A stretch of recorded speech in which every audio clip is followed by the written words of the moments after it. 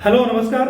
आज हम बात करेंगे जो हम भारतीय संविधान, राज व्यवस्था और शासन की जो हमारी क्लासेस चल रही थी उनमें आज़ादी के बाद में जो राजनीतिक चुनाव का जो दौर है उसमें जो लोकसभा का पहला दूसरा हमने इलेक्शन पढ़ा, उनके बारे में कौन की क्या स्थिति थी हमने उसको पढ़ा। आज जो है वो तीसरा हम लोग क्या करेंगे, जो चुनावी दौर है उसको पढ़ेंगे और उसके बाद में जो इसके बाद में चौथा करेंगे, लेकिन पहले जो थर्ड है उसको कंप्लीट करते हैं। आप देख सकते हैं कि आजादी के बाद तीसरी बार भारतीय राजनीतिक जो चुनाव है उसमें जो प्रणाली है उससे संबंधित विशेष जानकारी है, ये हमारा टॉपिक रहेगा। ठीक है, आपको अभी तक एट प्रेजेंट समय तक जितना जो लोकसभा का इलेक्शन हुआ है वहां तक हम लोग डिटेल से बात करेंगे, लेकिन हम लोग सबसे पहले बात करते हैं यहाँ जैसा कि सबसे पहले हम बात करते हैं कि जो इंट्राएस एकेडमी है ये एक ऑनलाइन प्लेटफॉर्म है और ये क्या करती है कि जो टेस्ट सीरीज होती है एग्जाम के लिए, तो ये वो सर्विस एलोकेट करती है, प्रोवाइड करवाती है। यदि किसी को तैयारी करनी हो और तैयारी के बाद में अगर प्रैक्टिस करनी हो तो दोनों कंडीशंस में आप क्या कर सकते हैं, हमसे कांटेक्ट कर सकते हैं। कांटेक्ट किस जगह करेंगे, तो उसके लिए आप क्या है कि जो दिए हुए नंबर है आप इन पे क्या कर सकते हैं, कांटेक्ट कर सकते हैं। ठीक है, अब हम लोग आगे बात करते हैं। ठीक है, भारत का तीसरा आम चुनाव, थर्ड चुनावी अवधि, एक बार थोड़ा सा फैक्ट पढ़ लेते हैं, उसके बाद में जो थोड़ी गत्यात्मक जो व्यवस्था है गतिरोध वाली उसको पढ़ेंगे। ठीक है, चुनावी अवधि, चुनाव वर्ष 1962 में। ठीक है, यह तीसरा कार्यकाल है। चुनाव कब से कब तक है, 19 फरवरी 1962 से, ध्यान रखना, और 25 फरवरी 1962 तक। ठीक है, अब फिर कहते हैं कि लोकसभा का क्रम संख्या, मतलब तीसरी जो लोकसभा है उसमें संख्या कितनी है, कुल सीटें 494, 494। ठीक है, फिर है जो चुनावी परिणाम है, इसमें कौन जीतता है कौन हारता है, क्या स्थितियां पढ़ते हैं इसमें। विजेता कौन है, भारतीय राष्ट्रीय कांग्रेस है, पता है आपको, और इसका जो प्रमुख विपक्षी दल है वो कौन है, भारतीय जनसंघ। ठीक है, और भारतीय communist party of India, CPI जिसको बोलते हैं। ठीक है, इसके अलावा सोशलिस्ट पार्टी, ठीक है, और स्वतंत्र पार्टी, ये चार मुख्य पार्टी हैं, इस बात का ध्यान रखना। ठीक है, और इनके बारे में मैंने पहले भी चर्चा की है और आगे भी इसके बारे में चर्चा करेंगे। ठीक है, फिर है सीटों का परिणाम, तो कांग्रेस जो पार्टी है इसको लगभग 361 सीटें, स्पष्ट बहुमत मिला इनको। ठीक है, अन्य सभी दल व निर्दलीय जो है उन सभी को 6 सीटें मिली। ठीक है, कांग्रेस पार्टी ने बहुमत से जीत दर्ज की, इसलिए वोटों के अंतर से नहीं बल्कि सीटों के स्पष्ट बहुमत से सरकार बनी। ठीक है, प्रधानमंत्री कौन थे, पंडित जवाहरलाल नेहरू।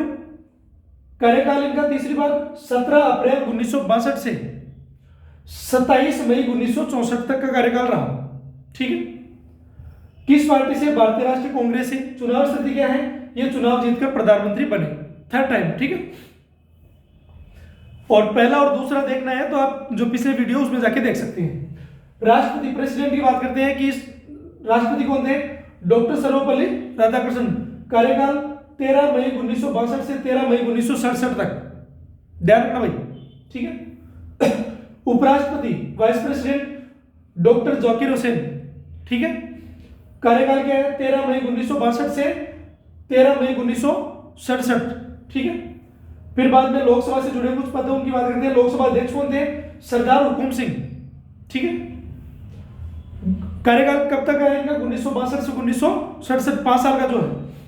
उपाध्यक्ष, डिप्टी स्पीकर कौन है, रघुनाथ सिंह। ठीक है, 1962 से 1967।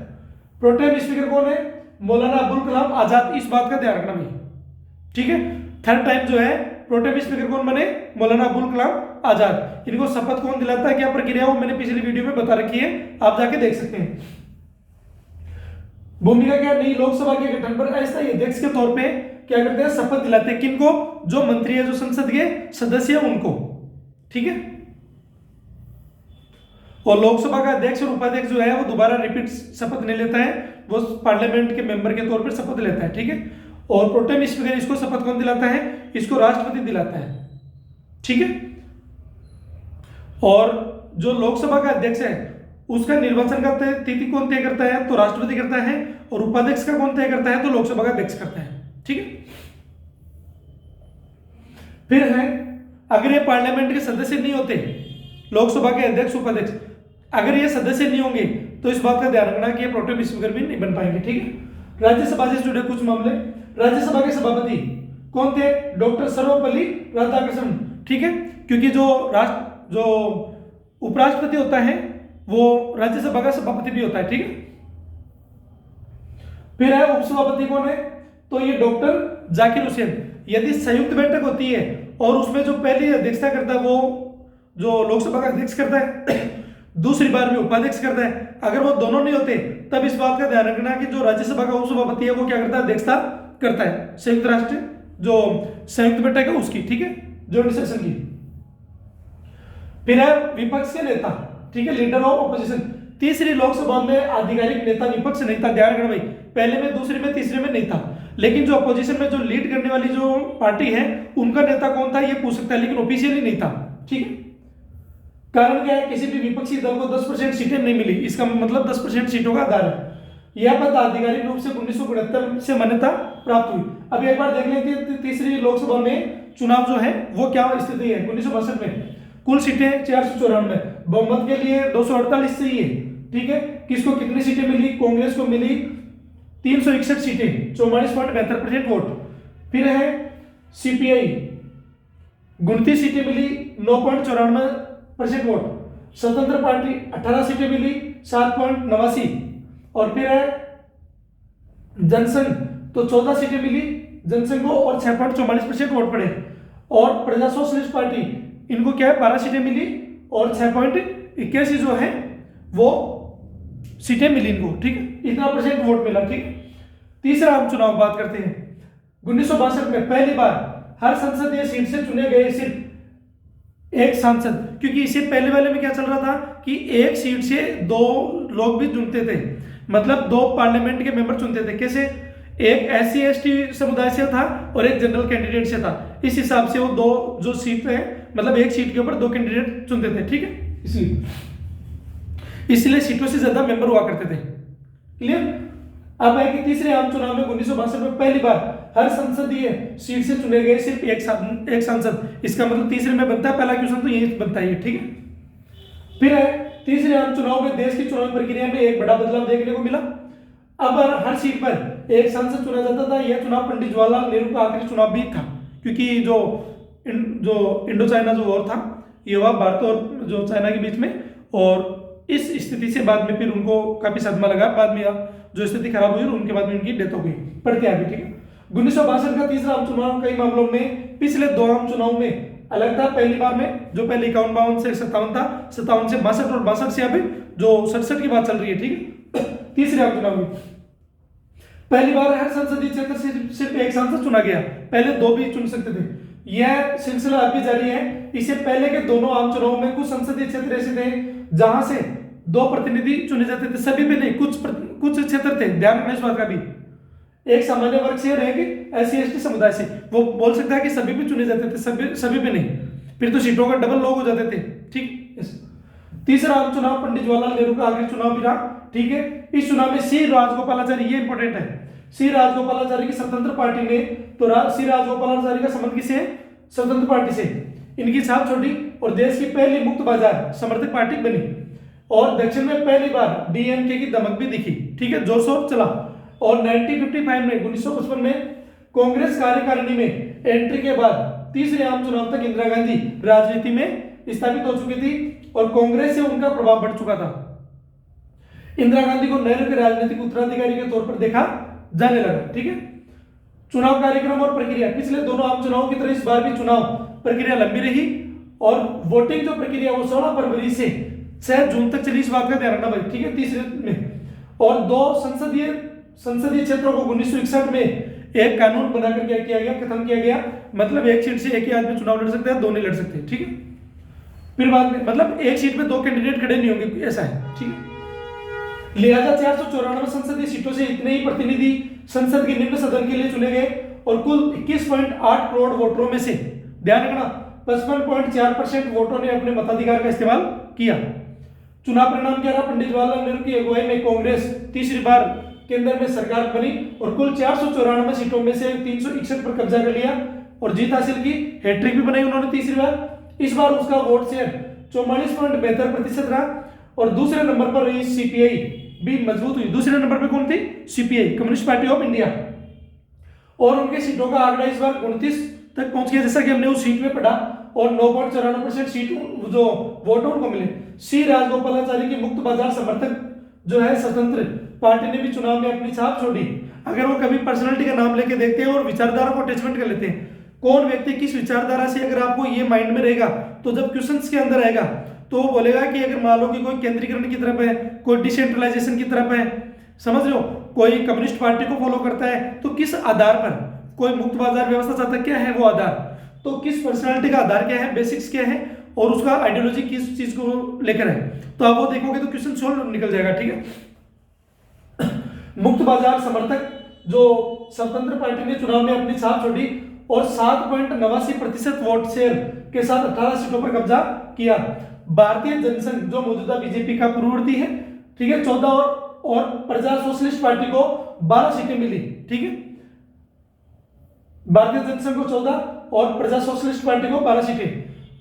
और इसमें क्या है कि डीएमके ने पहली बार लोकसभा चुनाव में प्रभावशाली जो प्रदर्शन वो किया और 7 सीटों पर कब्जा किया, 7 सीटों पर चुनाव जीते। और निर्दलीय सांसदों की संख्या इस बार घटकर कितनी हो गई?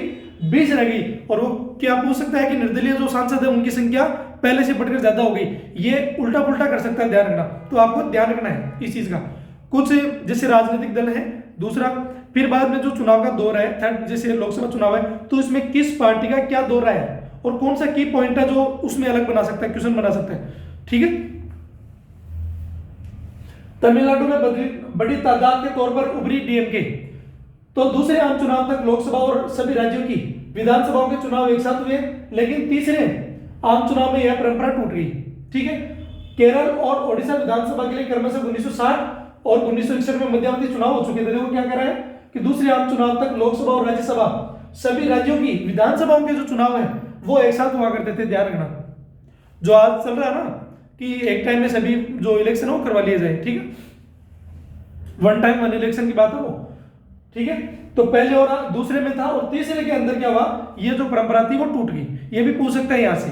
ठीक है, विधानसभा के लिए क्रमशः 1960 और 1961 में मध्यावधि चुनाव हो चुके थे। और